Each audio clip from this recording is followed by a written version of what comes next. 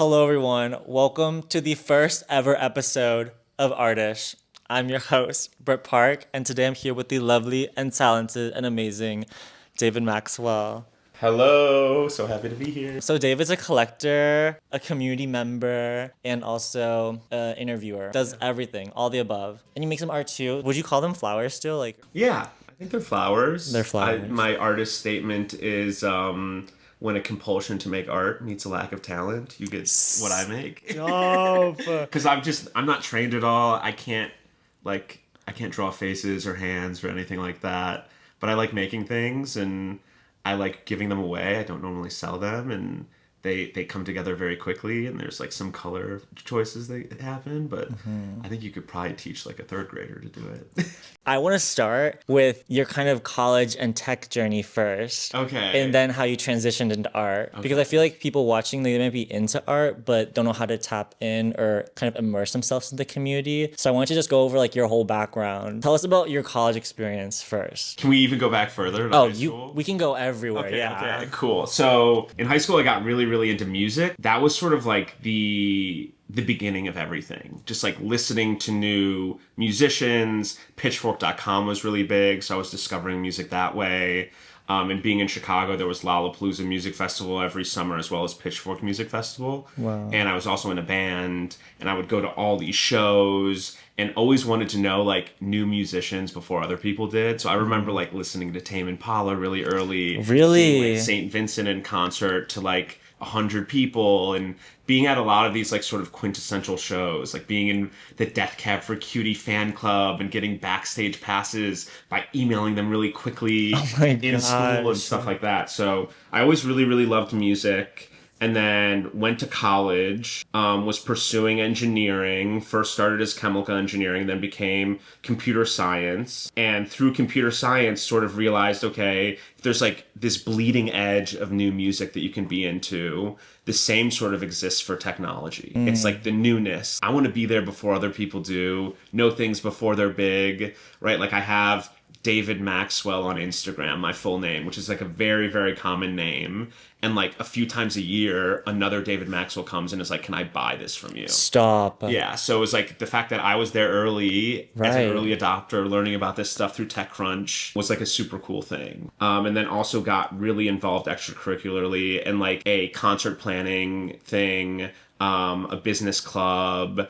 And then I also wrote concert reviews In college, yeah. And there was like a system where if you wrote reviews of the shows, they could get you like press passes or into the concerts for free. Whoa. And then I would also take photos, but I would tell them I like would bring a photographer with me, so they'd give me 2 tickets and I would just like bring a friend and do it all myself. Oh my god, so you were always just the hookup. A little bit, and always sort of like documenting the scene and wanting to be a part of it. I found college had this like pretty low ceiling in how much they would let you get involved, and because I came in so eager, I was like the president of the business club my sophomore year, was already doing a lot with this concert planning series and had all these ideas about how to like grow them and change them and make them better. And they kind of looked at me and they're like, this doesn't change. This is like the cookie cutter role you're supposed to have. If we change it for you, then we have to change it for everyone going forward. And not everyone's going to be as eager as you are. Right. You're just going to create a lot more work for us. So I basically like stopped doing all the extracurriculars,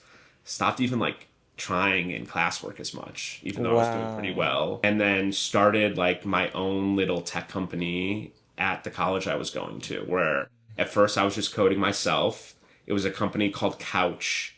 And the idea was you would take a YouTube video, add it to our service, and then it would have its own commenting system for anyone you sent that link to. And the comments wouldn't just pop up at the beginning, they would pop up relative to the time you made them in the video. Oh, that's so good. So it would basically create this experience like, I'm going to send you a video, comment as I watch it, and then you'll see my real-time reaction. So it's like we're watching it together. I feel like companies are kind of doing that, like they just caught on to that. Yeah, like, yeah. There's a little, I mean, there's live streaming now, and there's like chat and live stream. There are definitely examples. SoundCloud kind of was doing this even before I started and relative to music. And one of the designers got a job in San Francisco at a company called Square. He had networked with all of the other designers at Square through Twitter at the time and was given this cool role. And I was like, I want to go out to San Francisco too. Mark Zuckerberg was really early. This social network movie had just come out. And there was like Right. this concept of like, if you're smart, tenacious, you can like work in technology, build your own stuff, and like not have to go a traditional route of like being a consultant or an accountant. The idea that I could work really hard at something and basically control my own destiny and give myself this freedom was something I craved a ton. I reached out to a couple companies, one of them being Square, and basically said, hey, this is what I built. And Square especially, I was like, hey, you already hired a designer. Like, he submitted this in his portfolio. I'm the one who like created this thing. Could I come work there? And the head of product management, which is like the guys who work with engineers and designers, he called me and was basically gave me like an interview. And one of the questions was, if you end up coming and working this job, a product management role normally takes like 3 to 6 months to train, and an internship is normally only 2 months. So if things are going well after 2 months, would you be willing to stay on and like drop out of school for this? And I was like, yes. So what do your friends think when they heard the news that you were thinking about dropping out or like took this fun job in like San Francisco? Were they on board like, oh, go David? Or were they like, hey man, like I'm not sure. Like did anyone try to reel you back into the college life? Yeah, I mean, people were skeptical for sure, but everyone knew me at that point. They knew I was like a little bit different. I didn't necessarily dress like everyone else. I was kind of like a weirdo already. So I think people weren't that surprised. My Yeah. parents were definitely like the most, hey, what are you doing? Like, finish school, don't drop out.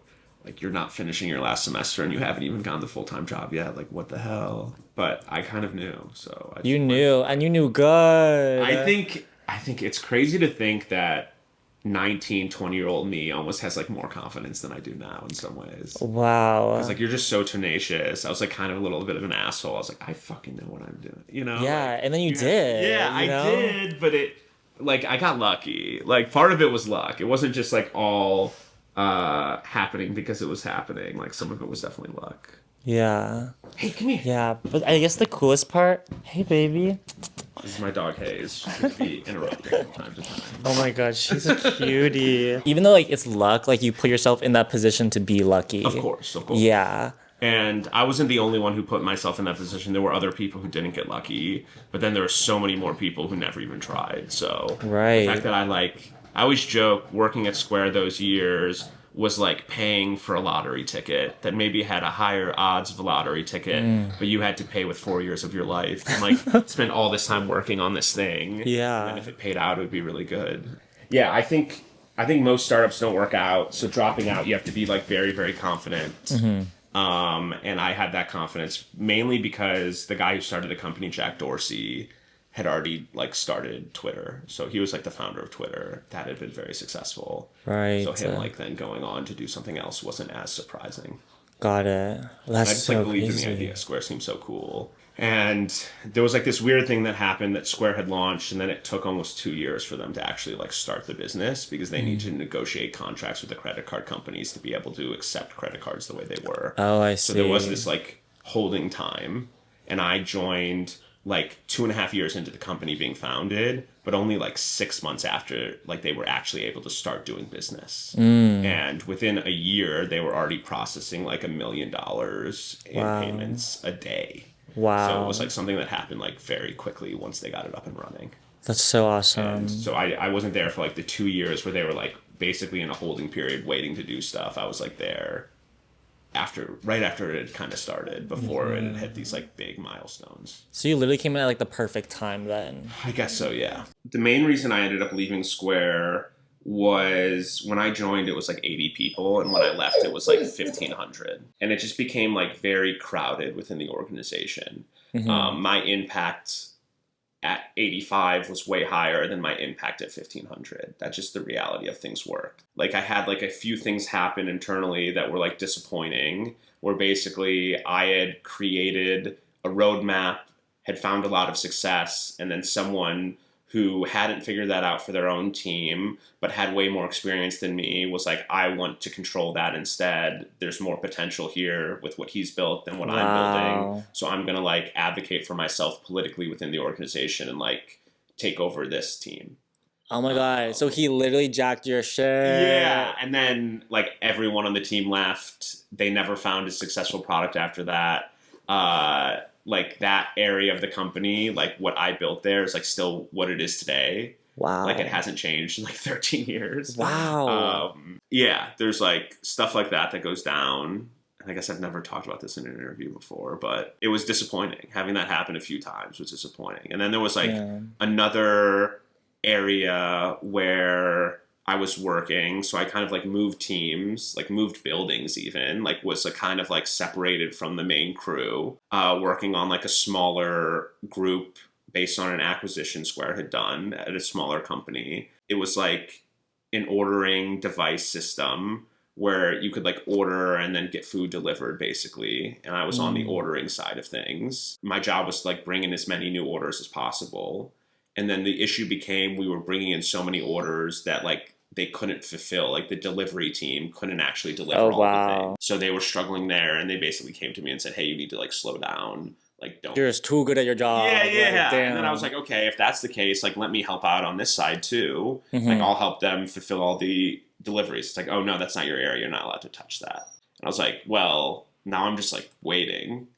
And this is like the second time something like this has happened to me in a short period of time. You And then bounced. I left October 2014. And then after Square was over, I like flew to Hong Kong without a flight home and Wow. just traveled for like 3 months, Oh my gosh. exploring and like getting to know other cultures and just sort of like me in a backpack and Yeah. 5 pairs of clothing, Ugh. just kind of making it work. Did you meet anyone funny like along the way? I'm sure you had to have like crossed paths with some other people, like tourists that. Yeah, yeah. You meet someone in every city. Hmm.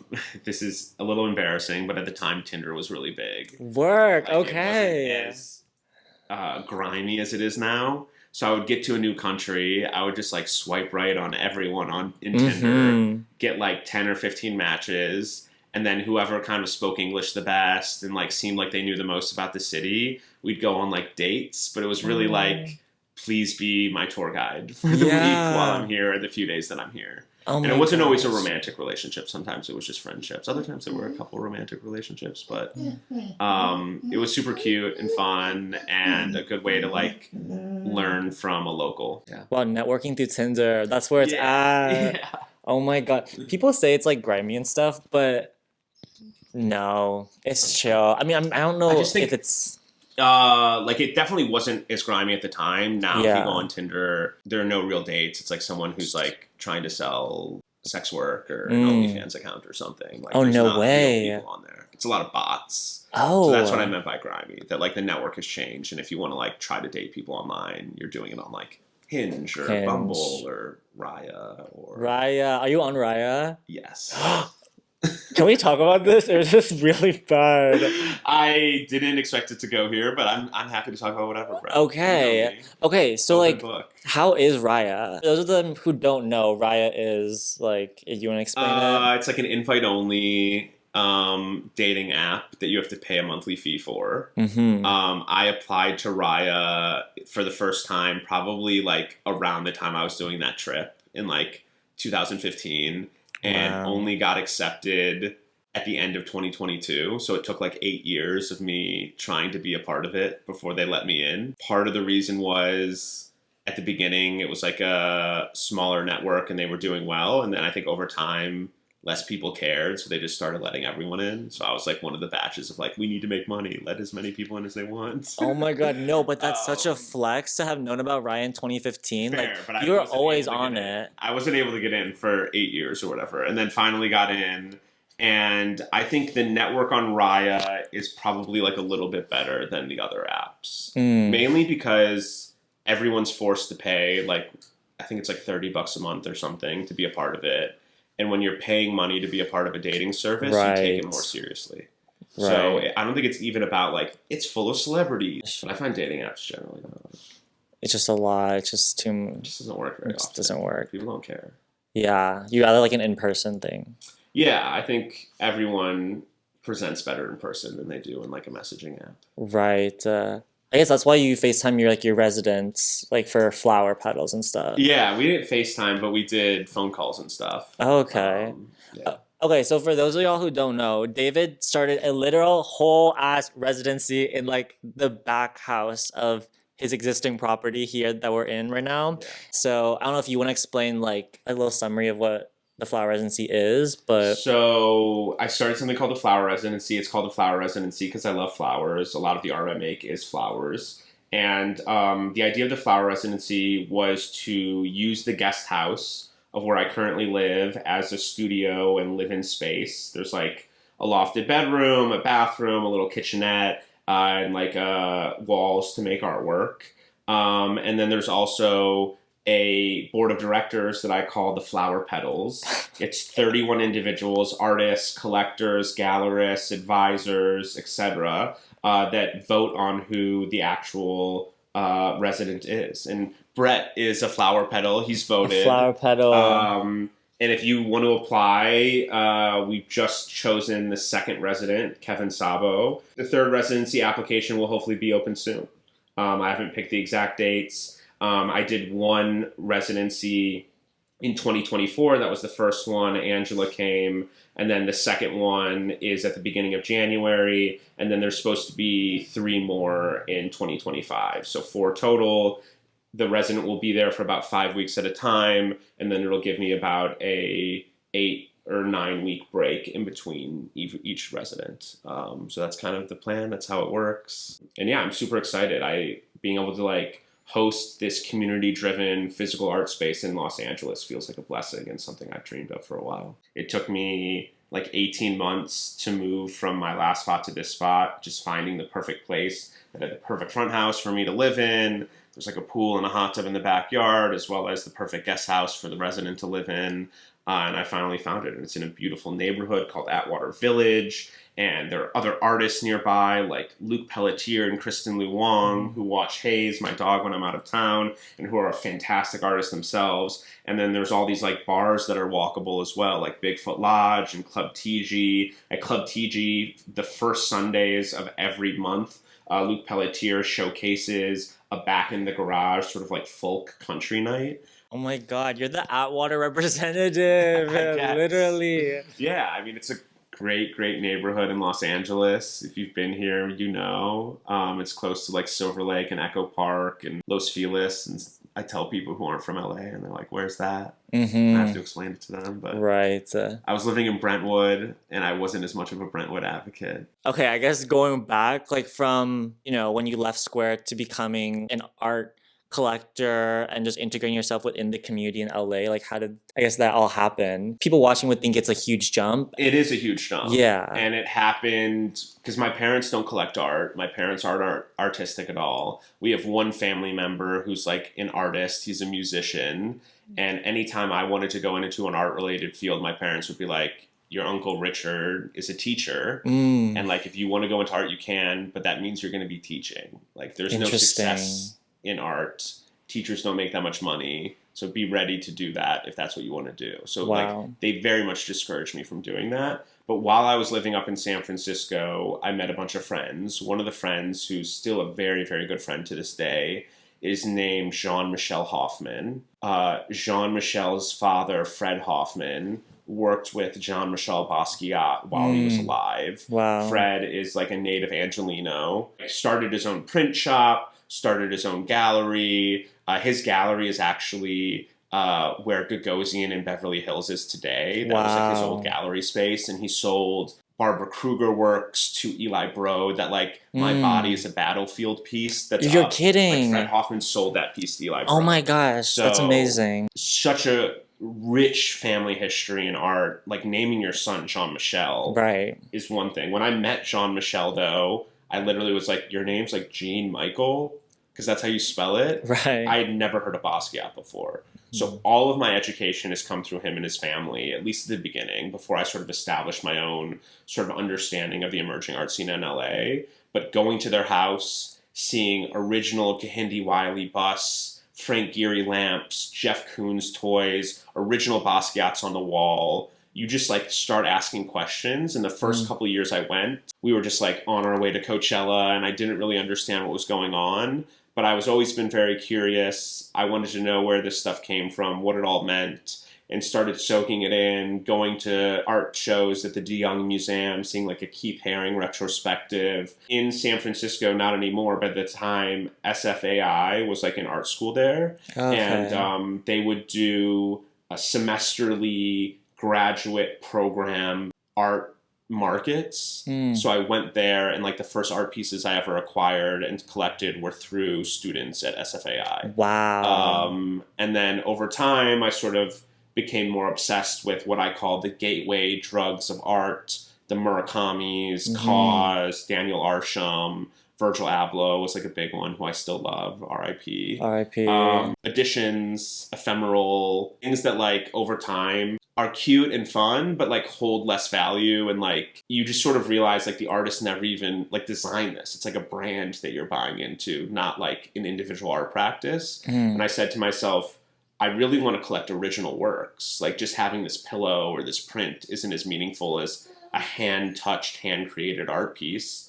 And then I sort of realized, well, like buying a handmade piece by Daniel Arsham Kaws or Murakami or Virgil Abloh was like prohibitively expensive. So that's how I kind of got into the emerging art scene. It was like, I want to collect originals. Mm-hmm. So I'm going to discover the new up and coming artists that are selling their original pieces that are affordable for me to collect myself. And I sort of like shied away more from edition work and like got more and more into original work and collecting sort of like the stuff you see around you. Behind Wow. me is like a bunch of original Luc Pelletier pieces that I've collected over the years, some from New Image Art and from other shows that he's done, and just directly from him at some point as well. So after Square, I haven't joined another tech company. Instead, I've done like angel investing is what it's called, or seed Mm. level investing in other tech companies. So when you join your first tech company, you don't have any money, you get equity in the business, and you work there 4 years to own a portion of the business. Once you have money, you can actually buy little pieces of the business and buy probably 5 to 10 little pieces of businesses a year. And that little piece is often bigger than you would get if you worked there. The risk goes down a ton. And you can basically have all these failures within the portfolio, and as long as a few of them work out, you find success. I first started collecting like those gateway drugs, the Murakamis, the Kaws. I did think of them as investments, and then even when I was getting into originals at first, and part of the reason I started a social media channel was people tend to fight over allocation in the same artists. There are these Mm. artists that are popping off, everyone wants a piece by them, and people are sort of like, I'm the best collector to sell to. This is why you should sell to me. Right. And people didn't want to sell to me. I was young. They didn't know who I was. They were worried I was flipping it or something. So by posting my collection and showing what else I had collected, it made it easier to collect those pieces everyone aspired to collect. And I did that for maybe about a year before realizing if you're just sort of like going after these hype artists that everyone's collecting, your collection begins to sort of look like everyone else's. Your taste is guided Mm. by what's hot and what people feel like is going to be worth the most, as opposed to what your actual interests and tastes are. So I think after first playing that game and sort of being brought into the art world, thinking like this is the way you're supposed to collect, especially coming from this investment background, I sort of realized that there's not a lot of impact in that. If I don't buy the piece, someone else is going to buy the piece. Mm-hmm. So like, what difference am I making buying this? Just like being able to Interesting. like look at what I got that no one else was able to get. Like there's like Totally. clout there, but like I was like, fuck this, I don't care about this clout. I want my Yeah. collection to be different than everyone else's. And nowadays, when I think about buying pieces, I'm like, oh, someone else wants to buy that, let them do it. Mm-hmm. I want to buy a piece no one else was going to buy. I do want to have that impact on an artist's career. I want the artist to be alive. They definitely have to be alive. That's something I've always done. But now I want it to not only be a living artist, an artist that like needs the sale, that's going to impact them in a way that allows them to continue making art. That Mm-hmm. my purchase drives motivation in them in a way that they find confidence to continue down that very, very, very difficult path of being an artist even a day longer. I feel like that's a very forgiving and generous thing to do for an artist. And it's in the LA art scene, like everyone just knows David and maybe self-proclaimed like artist cheerleader, but it is true in Yeah. practice. Yeah. I mean, I love the LA art scene. There's so many emerging artists here. I love that I've become part of the community. It's something I was sort of spectating from the outside for a couple of years before I figured out how to, drive my own social media channel and interview art channel into the scene and, become a part of it more. And I love being a part of it. As you know, I started doing these interviews that started Mm-hmm. off with unboxing videos of my own collection during the pandemic. And once the pandemic ended, grew into these sort of opening and studio visit interviews with artists themselves describing their work. And through that mechanism and practice, I met so many amazing artists. I did so many cool interviews. I learned so much about art. But like the main thing is like I became part of the art narrative instead of like Mm-hmm. commoditizing the art narrative and just buying it and putting it up in my home. I was helping artists tell stories, and that became like a much more valuable thing. It wasn't just about the physical collection of art I had. It was this digital collection that I created and then was able to share online with a bunch of other people. People started to recognize me as the guy who goes to all the openings with his camera, is recording stuff, is interviewing people. And that was like a very, very fun part of the process. Oh my God. That guerrilla style, The like, gorilla hey, it's your style. opening. I know I didn't tell you I was going to be here, but can I interview you real quick? Yeah. Like, would throw people off guard. And like over time, I realized like letting people know before I got there that I was planning on doing that was a better way to do it. But that's kind of how I did it at the end. I didn't know anyone. No one would reply to my DMs anyway, so I kind of just had to show up and ask and hope for the best. And it didn't always work out, and sometimes it did. And when it did, it was a beautiful thing. Work. Work. You have to be like a particularly kind of like a genius almost, because how I perceive like investors is that the highest priority is like growth and stuff like that. Really, you're just like analyzing like the playing field and seeing what could be new and what direction other people haven't gone necessarily, your territory. Maybe not to conquer, but to participate in yourself. And like those skills definitely transferred over to how you see the art world. And it's not necessarily growth anymore as like the priority, but immersing yourself in like a community and also having your own kind of footprints on it. There is this like consumption thing that happens nowadays that people view as like very negatively. Mm-hmm. It's like consumption's bad and Right. don't consume so much and give back or whatever. But I think there is an art to consumption. Is that a weird thing to No, say? that's so I mean, good. like Babe, coin that. Coin building it. taste. So like some people have taste. Taste is something that I believe only moves in a singular direction. Most people's taste never gets worse, but it only gets better the more they consume and the more that they like uh open themselves up to different things, whether it's art, music, food, comedy, like any of these interests you can have, your taste becomes better and better over time. And obviously, there's genres within taste. Maybe you like country or EDM more, or whatever it is, but there are still like good and bad ends to all of those genres. So I tend to specialize, as you can tell around me, as like more figurative work. I don't have as much of a taste around abstract stuff. But when I meet someone who knows a bunch of good music or knows all these good restaurants or has like watched movies and can make these amazing suggestions or like tells me what books to read because they've read all these books and they know what the good ones are, like I appreciate that so much. And I feel Yeah. like in the art world, specifically the LA emerging scene, like I have honed my taste in a way, and it's some of it's based on what I like, and I'm gonna have differing opinions from other people, and I'm not nearly as good at critiquing as maybe some of these other media's Mm. sources are nowadays. But I do know what's good. I spent a lot of time thinking about what's good, and I do notice when other people, come to similar conclusions or have tastes around other things that I don't know as much about. I feel like your story is literally like a roadmap for people to like not only just start something of their own and get into a creative field, but also like build that taste. Like they could literally go back to the archives and see you do your unboxing videos and like hear the difference in how you talk about the work. It's evident there. Yeah, I think there's two main things you have to consider whenever you're starting something new. And one of them is never give up. That's like the biggest thing. Mm-hmm. That if you keep trying and keep trying and keep trying, eventually you'll find success. But the second thing that you have to remember is you need to be seeking improvement and make sure you're getting better. And like however you want to measure that, if you're a comedian, you're getting more laughs. If you're a musician, you're selling more tickets. If you're an Mm-hmm. artist, it's maybe more ambiguous. Like just selling more work isn't as the most simple thing. It's acknowledgement from certain critical minds, from other artists, from yourself. Maybe art is like one of the most difficult places, like figure out how to change for the better over time. But doing those two things, improving and never stopping, you will find success eventually. And I see a lot of people, especially nowadays, who will start something, push really hard at it, not find success, and sort of deem it a failure. And I think there was success maybe right around the corner. They had to keep trying. They had to like maybe pivot a little bit, but there are things there that people can figure out. And you have to keep trying at something. You have to find something you love doing.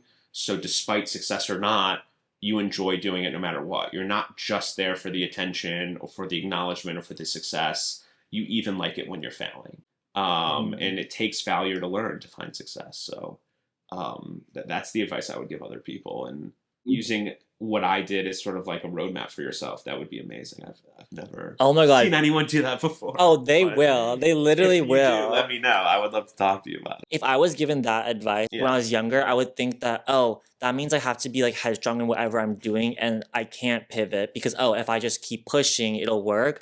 But just hearing how the pivot is just as important, like how you were getting those like no's when you're doing the club in college, how you got those no's at Square. Like, I don't know, do you think that was more guided by like entrepreneurial spirit, or was it just like a feeling of like, oh, I have to just go somewhere where I'm making an impact? I don't know, like what made you like finally able to like stop and like remove yourselves from those spaces? I think you have to be willing to try really hard at something and fail a lot. And I think those pivots only came after like a lot of emotional exhaustion and trying really hard for a long time. It wasn't like the first day I failed. Right. I like sort of gave up and moved on to something else. It was like months. And having sort of like a deep-seated emotional reaction to what was going on because I had spent so much time doing it and like reaching the point of like, I can't do this anymore. Yeah. Which is like a hard place to let yourself be and feel, and like spending weeks or months at a time feeling that before you actually like give in and let yourself move on. It's hard to know, and everyone's going to be a bit different, but you'll know when you know, you know. Other people are going to tell you not to. They're going to say, hey, you finally found this really good opportunity. Why would you quit Square? Like, I didn't want you to drop out of college, and now you're doing this thing again where you're making a decision I don't agree with. And despite not having support from a lot of sources in the moment, you have to trust your gut. Oh my God, that's so beautiful, David. That's so good. I think that's a great place to kind of wrap it up. That was a positive note, right? Cute. Like, it was emotional, but it was like positive. Good. Oh my God. Hey, come here. Come say goodbye to everyone. You've been a little maniac. Yeah, if you ever want to come, come here. If you're based in LA and you want to visit and see my collection, feel free to reach out on Instagram. And then we also do studio shows at the end of every residency for the Flower Residency, where you can come and see Kevin's work as the next resident. And anyone after that, there will be studio shows as well. So follow along on the Residency Instagram or follow mine, and you'll see posts about that. Yeah, you'll see a ton of art alerts, babe. And thank you, Brett, so much for doing this. You come in and shine such a light with the community. I'm serious. I think there aren't very many artists who understand sort of like the digital and social media aspect of what it means to create art and like make an online name for yourself, and you handle both so gracefully. And we all love you. Stop. Everyone I talk to, anytime I'm like, do you know Brett? They're like, yes, I love Brett. Oh my God. No one's ever talked any shit about you. Like, I can't. Like, no one, literally no one has ever said any bad thing about you. So, oh my gosh. Thank you for doing this with me. Thank you for picking me to be the first one. The first one. You'll actually like this and publish me. I know. Lo siento to Clarice. I'm so sorry, babe. Like, David's gonna be the first. My bad. And that was not her fault. That was That was my fault. Okay. Yes. Oh my God. No. I'm like totally joking. Yeah. But okay, cool. Okay. Well, another high five. Pow.